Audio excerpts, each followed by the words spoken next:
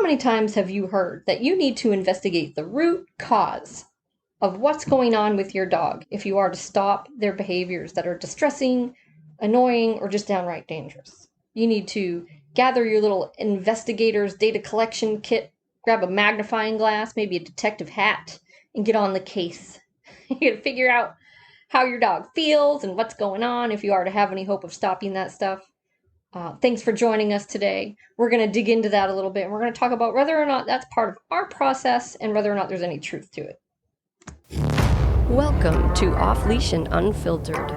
Trigger warning, I'm Katie Pepe, delivering the truth in dog training.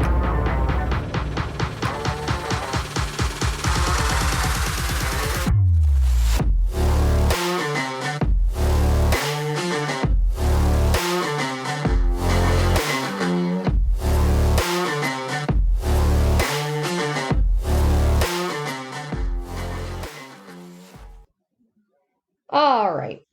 I'm Katie Pepe. Thanks for joining us today for another episode of Off Leash and Unfiltered.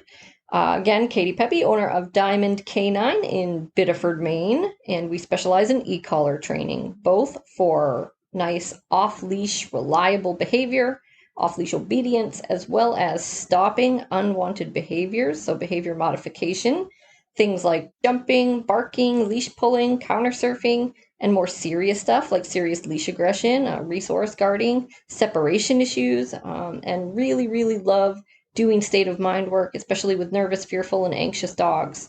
So life-changing stuff. And we do puppy training too. And this podcast is brought to you as our way of just sharing everything that we see and say and talk about and learn with you guys. So this is the stuff that we're doing with the dogs we have day in and day out and talking about with our hands-on customers every day. But today is kind of an interesting one because, I was on the internet, which is always a mistake, right? And I see all kinds of crap, of course, but I get so fired up, you guys, so fast when I see things, when I see things from the purely positive crowd, usually. So I was looking at an article, and I don't know why, right? Just because it's there. And so I'll the truth is, the reason I look at them is because it gives me food for thought, right? So it gives me things to think about. And if I am to be honest, I'm always learning, right? I'm always learning. So there is always a chance, albeit a small one, there's always a chance that I'm going to learn something or something's going to inspire me to go learn something. And so I'm always taking in the information around me, and then I can kind of run it through my little processor in between my ears, and I can assess each piece of information as being something I know to be true, something I know to be not true, from experience, right? Not because of some paper I read somewhere, but I just know from hands-on experience, or something I'm not sure about, which might warrant further investigation. But I can also see people that have a different philosophy than mine. I can see what they say, and I can determine pretty quickly whether or not there's potentially any truth to it, which, by the way, there never is. If I'm reading a purely positive article, there just never is. So let me give you an example. This person's talking about, and she's got a book she wants you to buy, by the way. I'll give you the name of the book in a minute. I don't know what it is off the top of my head, but they're talking about separation anxiety, right? So how do I teach my dog not to continuously bark and destroy my furnishings when I leave him home alone? And they insist it's very important to address the cause, so you're not just masking the symptom. Okay, which is interesting because dogs aren't human. So I guess you got to put him through doggy therapy. Ask him some questions, see what he has to say about it. So now I'm in the wrong spot here. Sorry, bear with me. I am jumping around on the internet right now. Okay. So, separation anxiety is one of the biggest problems, blah, blah, blah. To overcome separation anxiety, we need to understand the causes to implement the cures. They've teamed up with a highly skilled dog psychologist. This should be good stuff.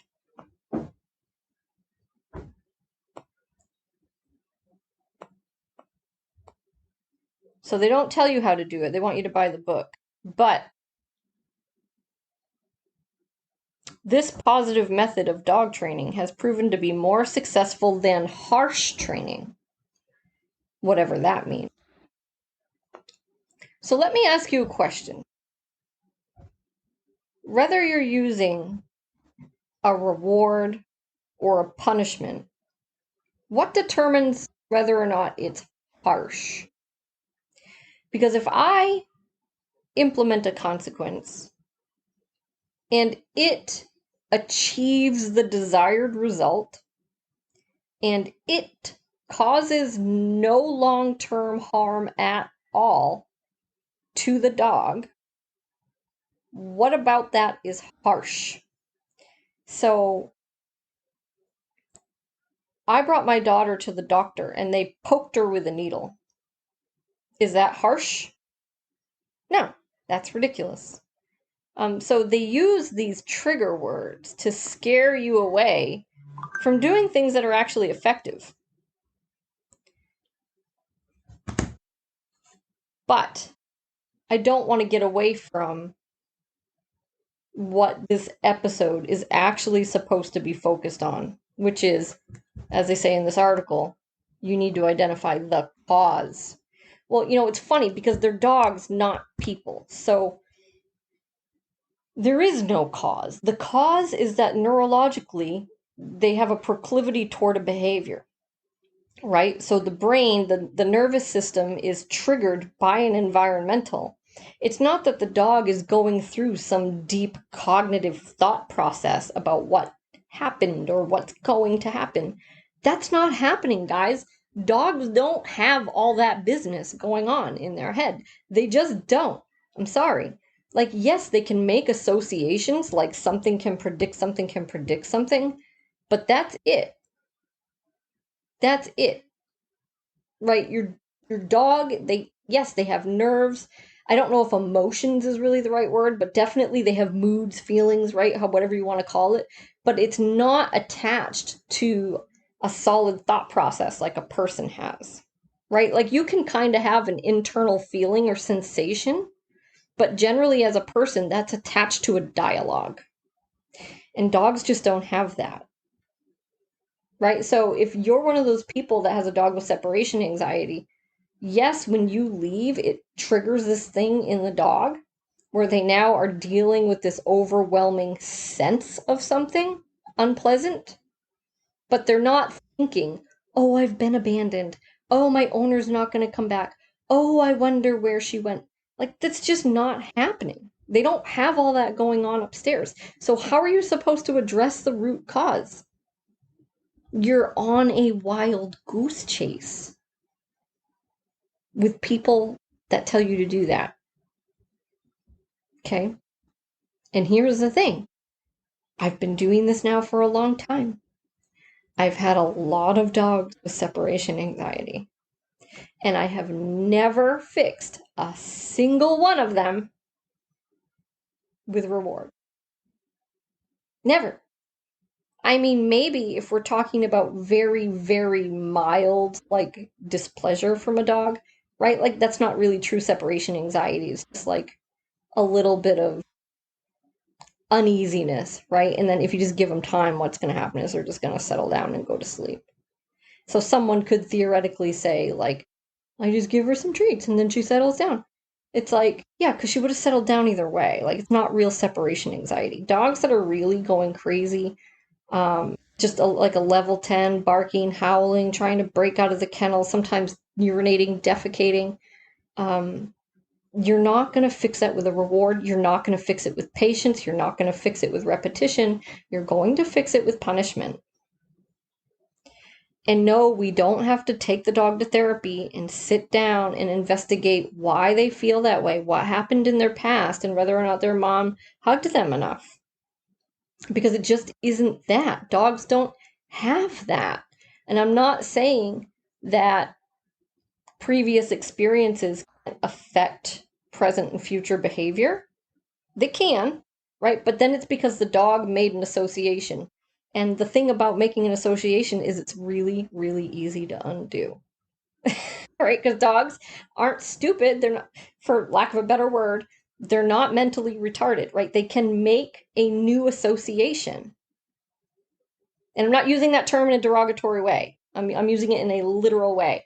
Like mentally, they have the capacity to make a new association. So even if they have an old association, people act like that's the end of the world.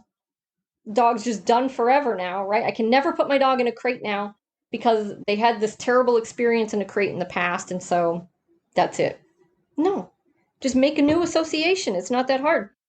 And guess what? That new association, you probably won't be able to make that until you involve the use of punishment. Because you have to stop, right? Not to be mean, not because we're quote unquote harsh, which that word's really getting under my skin lately because of this infantile worldview that corrections or punishments are harsh. No, they're just a natural part of the learning process, right? Yes, we use reward to increase behaviors. Yes, we use punishment to decrease them. They are both necessary. They are necessary in different amounts, at different intensities, depending on the dog and the goal. And so we don't have a preset, this is the correction that we use, or this is the intensity that we use, or this is the frequency that we use. No, we look at the situation we're in and what we're trying to do and the dog that we have, and we do whatever it takes. That's not harsh. That's not harsh. That's just getting the job done and doing zero harm. Right? So, but people are so consumed and obsessed with the process versus being obsessed with the results, especially the long-term results, right? So we're talking about leaving a dog in a state of constant misery and stress when they're alone because we don't want to do what it takes. We would rather shove cookies in their face and let them run around the house eating walls until they kill themselves, which they could. We would rather do that than to just put them in the kennel, correct them on an e-collar, and watch them lay down and take a nap. And watch them learn over time to do that on their own and figure out that it's perfectly fine in there and that they're perfectly safe and they can just chill out and relax and they don't need to be tense and they don't need to be uptight and they don't need to be irrationally concerned with being alone. Right? We have the power to do that, but we don't want to because it doesn't feel good to us and it's harsh. Even though it gets the dog out of that constant state of chronic stress, which is not healthy. So I won't tolerate that word from anybody.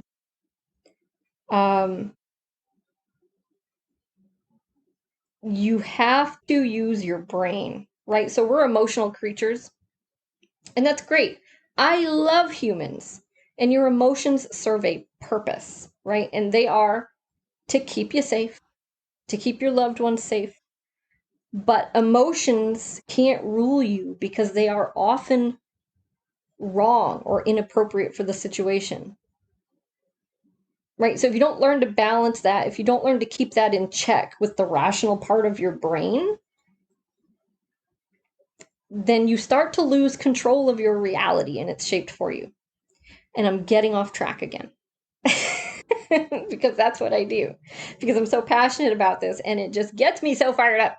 when I read these things, it's like, yeah, positive only, guys, because anything else is harsh. And it's been proven that you don't need to be harsh. Okay, well, where has it been proven? Where? It has not. It has not been, yeah, it's true, you don't need to be harsh, but it has not been proven that you do not need to use punishment. That has been proven the opposite over and over and over and over and over again. If we're looking at reality, which is all I'm willing to look at, is reality. Okay, and again, so the point in the episode, do we need to address the root cause? No. Or you could say yes, right? Maybe you say, to me, addressing the root cause means putting the dog in the situation and saying that is an inappropriate response to what's happening right now. That is an antisocial, dysfunctional, unhealthy response to what's happening right now. So I'm going to correct that behavior. I mean, that's addressing the root cause as good as anything else. So when you become too concerned about how your dog feels or why they feel that way, you just can't change their reality. Because those aren't things, those aren't tangible things that you can do. They're just not. Right? Who knows why? It doesn't matter. The point is, you have the power to fix it. The why is not important. And the fact is, yes, dogs can have experiences that may make them form a negative association with something where it wasn't intended, right? But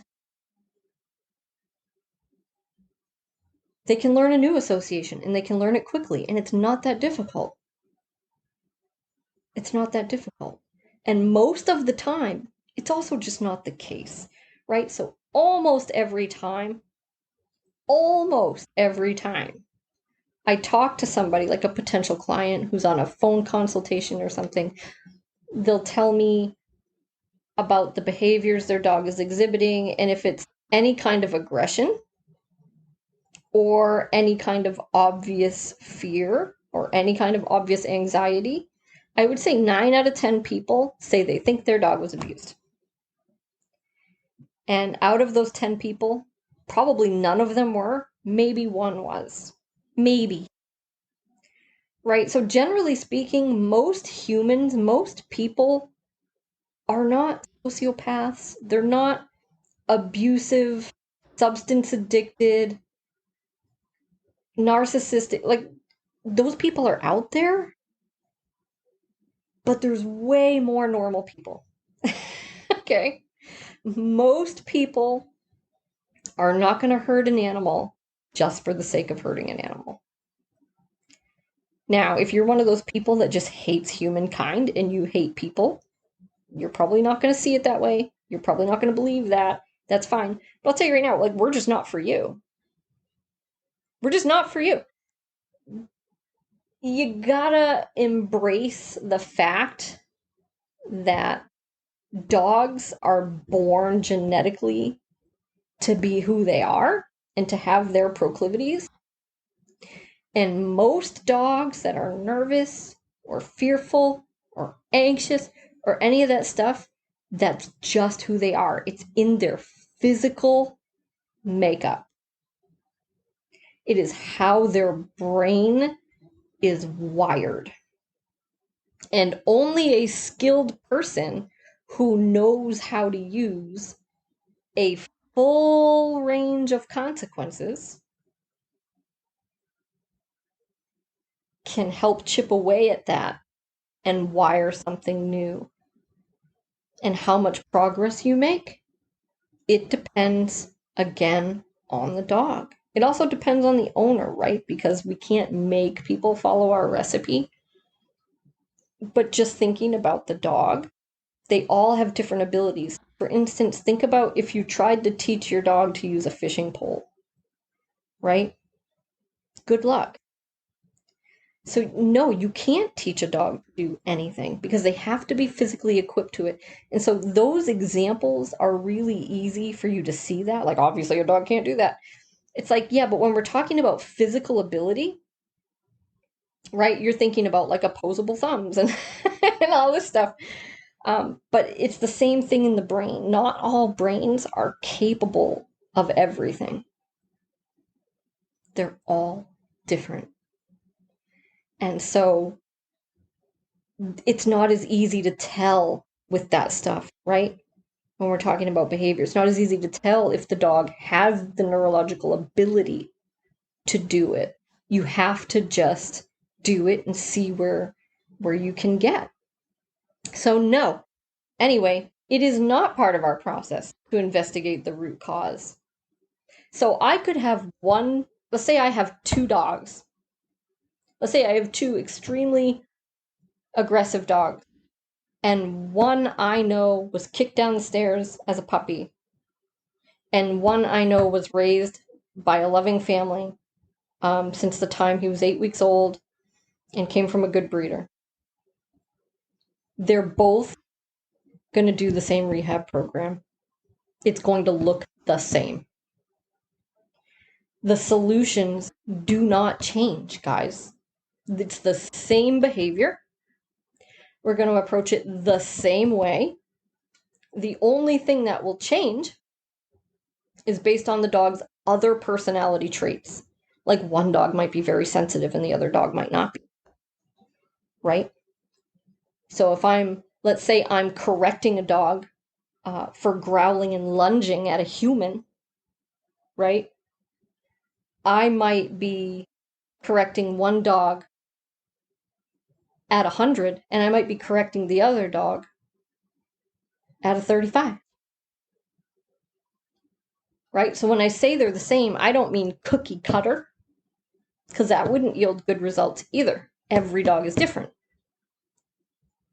But we're taking the same exact approach with both dogs, which is this unwanted behavior has to be shut down with a tangible negative consequence.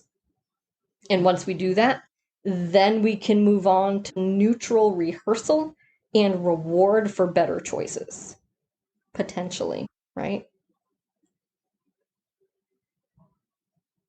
And that process, the further along you get in the process, both dogs are probably going to look a lot different. And the interactions with each dog is going to be a lot different because they're different dogs. And they're going to respond differently. They're going to need different things. But the approach, the mindset, the philosophy is the same because it's rooted in reality. And reality just doesn't change for your feelings. It just doesn't. Right? So if I have a dog that's unsure of something, Georgie's a fine example of that right now. I've got Georgie, sweet dog, pretty mellow most of the time. But she's kind of, everything is off-putting to her. Everything is like, yeah, I don't really want to say scary. Like, she's not a fearful dog, but she's definitely like kind of easily distressed. Like she just doesn't want to really engage with the world because no doubt in my mind, genetically, that's just who Georgie is. She kind of walks around like, and if something is new in the environment or she thinks you're going to ask her to do something, like you'll kind of see the head go down. Like she doesn't really want to have to engage and like go do work or just go out in the world. Like it's just not her thing. She doesn't want to do it. It makes her uncomfortable, right? And there's no reason for that other than it's just a physiological response in the brain. That's how she's wired. And the dog stands the best chance at the happiest life if we can just counteract that and rewire something new. And she may come to love things that right now she finds uncomfortable, right? So that's extreme. She might not. She might just learn to tolerate them. But even that's a much better life. Much better life.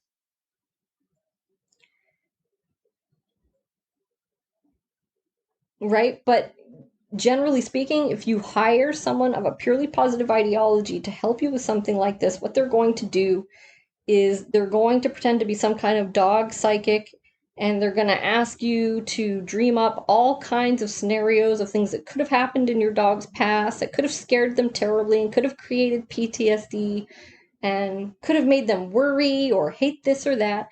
And it's just a bunch of bullshit. Dogs need us to be better than that. They need help. That is not help. This is probably one of my my angrier ranting podcasts I've done in a while. But that is not helping anybody. Pretending, and that's what it is, pretending to be obsessed with the root cause. Do you know what that is? Let me spell it out for you what that really is. That is a way for someone to continue taking your money and pretending to be working on the issue and getting away with getting zero fucking results. That's what that is. It's a game.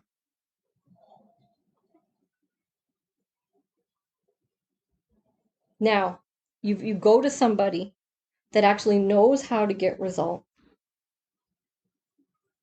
It will be somebody that uses a mix of consequences.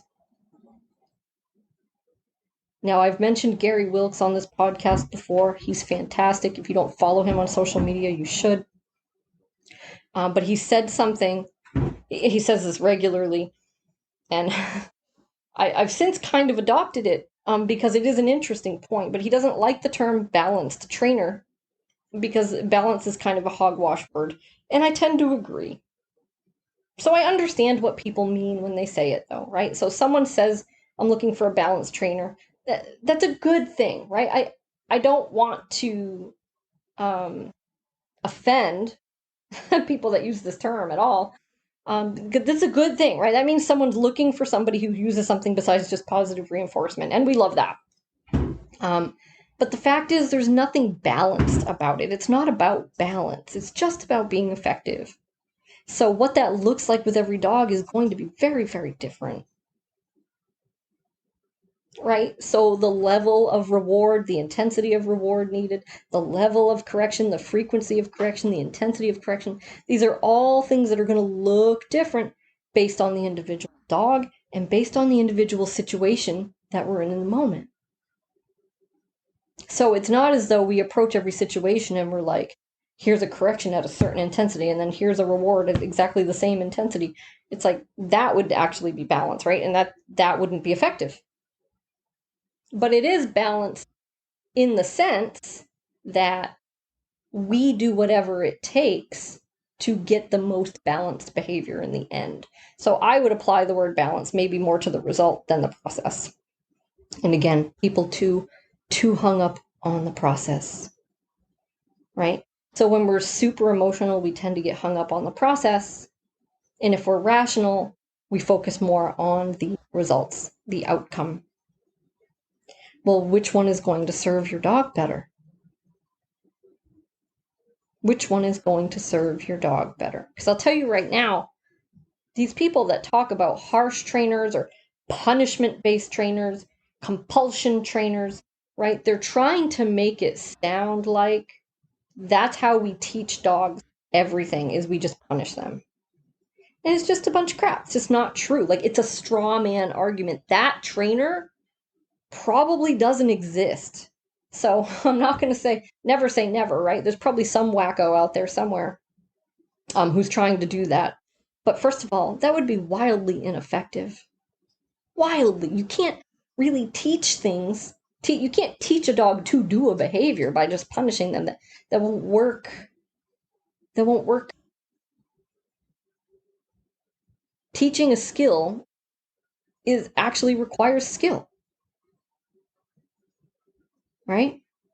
So this whole thing about labeling trainers as harsh or compulsion-based or punishment-based, it's just bullshit. It's just not true. It's not real. That's not what we're doing, guys.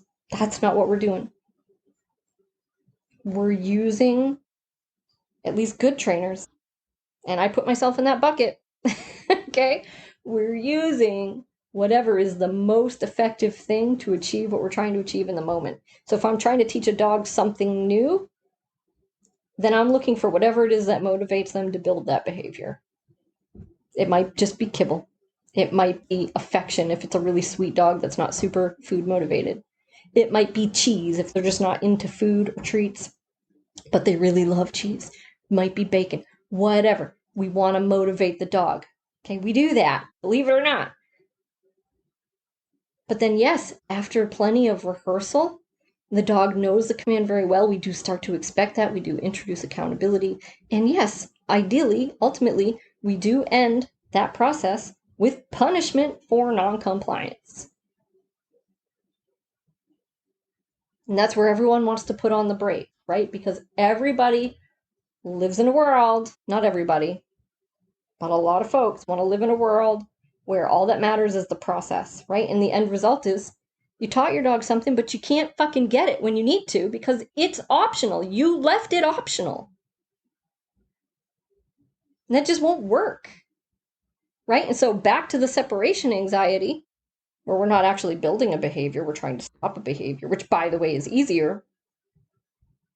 If your dog barks and howls and tries to break out and shits themselves in their kennel, and you leave them that way because you don't want to correct them for that behavior, because you don't want to punish that behavior, because you don't want to be harsh, how is that not harsh?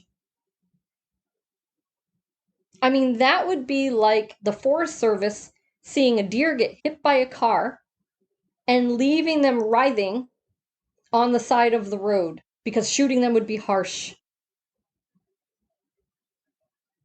Okay?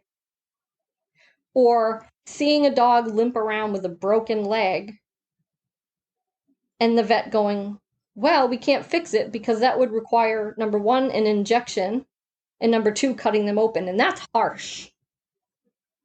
Those are such harsh methods.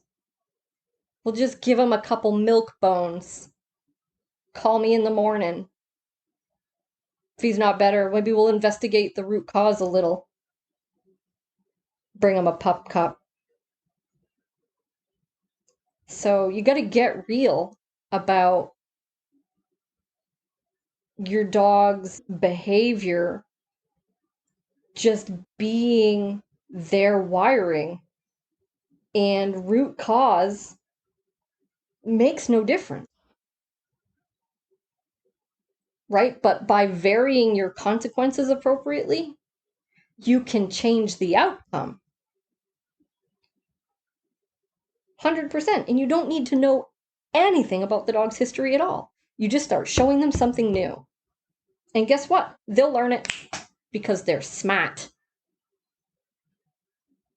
Show them something new. Show them a new pattern, new expectations, a new way of going through the world, and that dog will learn it and adapt 99.5% of the time.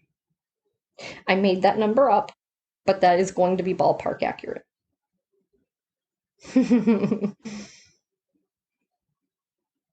Right? So it's like maybe one in every couple hundred dogs we see something's like not right. I've had a few. Not many. I can probably count them on one hand over the course of my career. Met a few where they really show very little improvement. And most of them still show some improvement, but it's just not enough. It's just not. And it's just so rare. It's so rare, guys. Again, there's always a genetic component. And when you work with as many dogs as we do, you're going to see dogs from time to time that they just don't have it. They just don't have the ability to do it. I got a call the other day from somebody with a Malinois who's very territorial and does not respond great to the training that she's tried to do. She did send him somewhere else for an e-collar board and train. The dog did not successfully graduate because when you try to introduce the accountability aspect, the dog just says, well, why don't we fight about it? Right? Which is probably a little more common in the Malinois than in other breeds, but it can happen in any dog.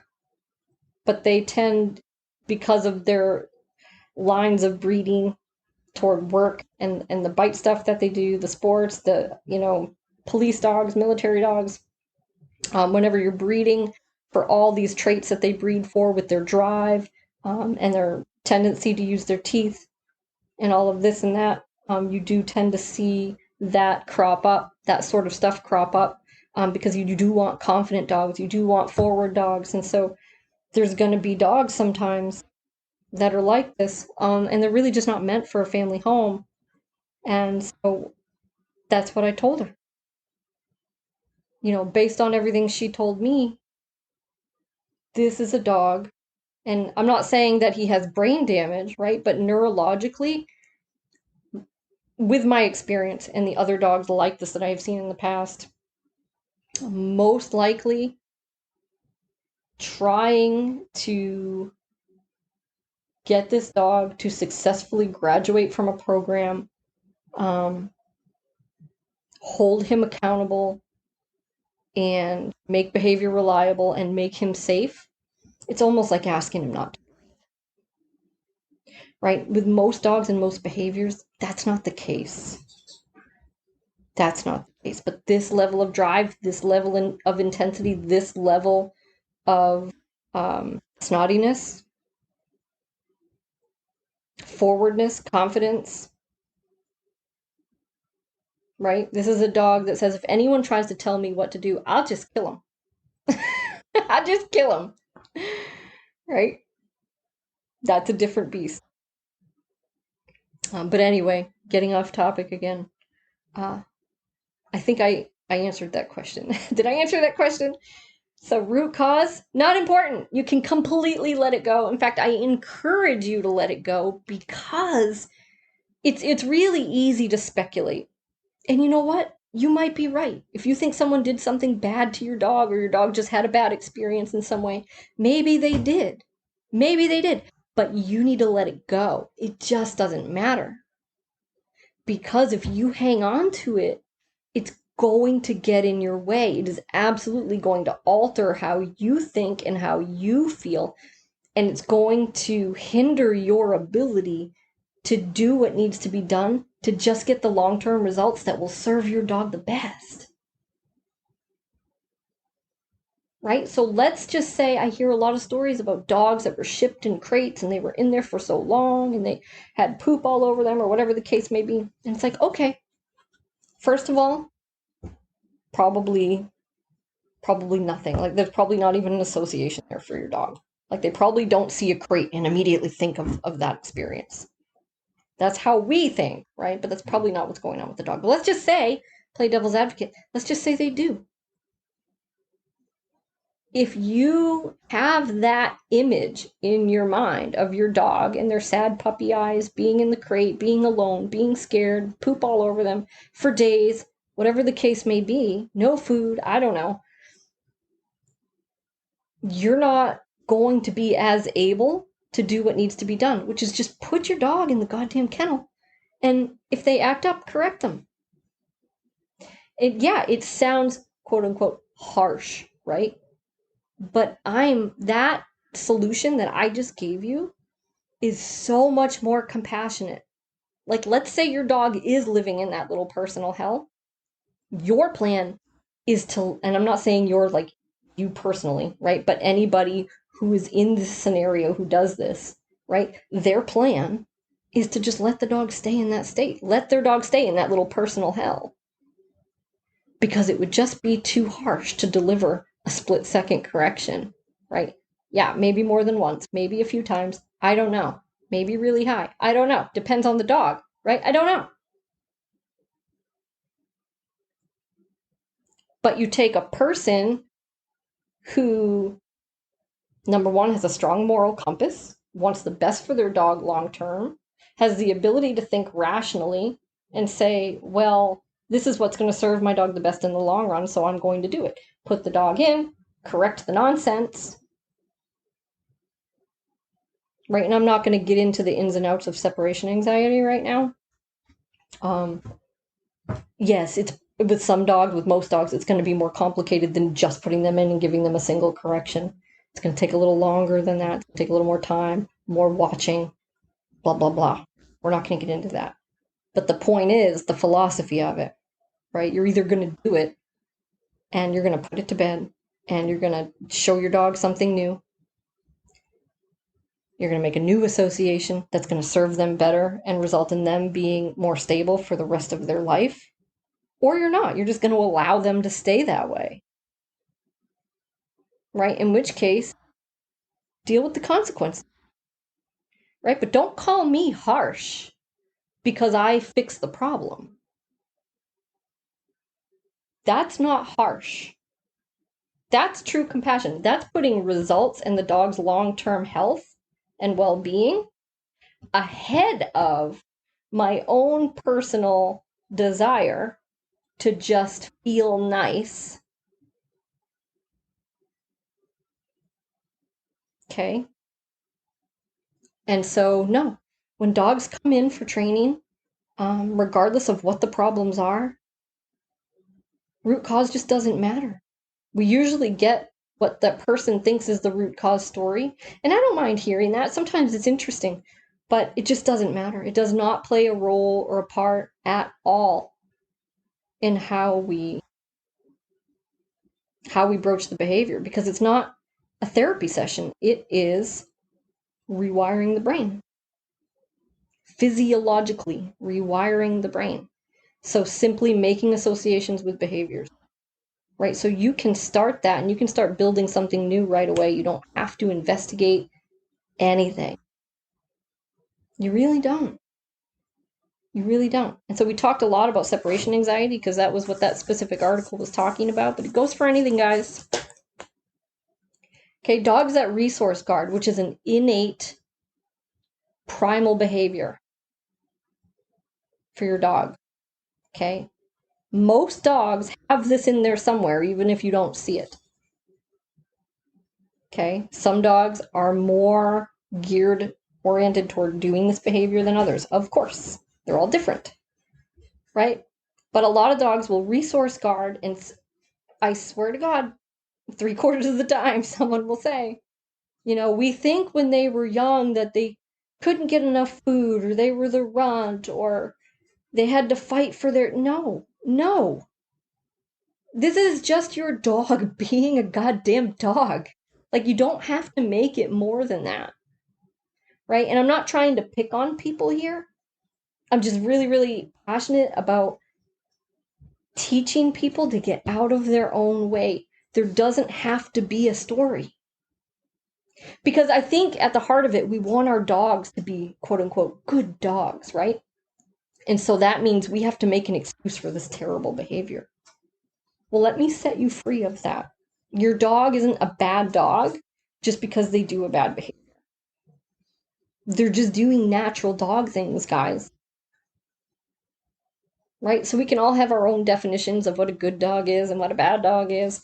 But at the end of the day, dogs have lots of natural behaviors that we find absolutely repulsive, annoying, and some that are just very dangerous, right? But they're all just dogs, and they're all just doing what comes naturally, unless we intervene with some unnatural processes, right? And teach them something different. And I feel like if you get a dog, you need to be prepared to do that, and to use a variation of consequences and to do whatever you need to do to be effective. And if you're not prepared to do that, then maybe don't get a dog, get a goldfish. But I get the story. Like, there's almost always a story attached to it. And I think people do get offended when I first say to them, that's probably not the case, where you should set that aside, or you should not call your dog a rescue. Your dog probably wasn't abused, right? Because they're like, who the fuck are you? How do you know? And it's like, I don't. That's the truth. Okay, so take it with a grain of salt. But the fact is, I want you to be successful. And I can't have you every time we go into the training or we go into the scenario that's challenging for your dog. I can't have you with this vision in your head of your dog being kicked down the stairs. That that is not going to help. So I just want people to let it go. Let it go. I'm not going to sing. Terrible singer. You know the song. And it will serve you and your dog much better. But so now, hopefully, that removes a big piece of the potential confusion for a lot of folks.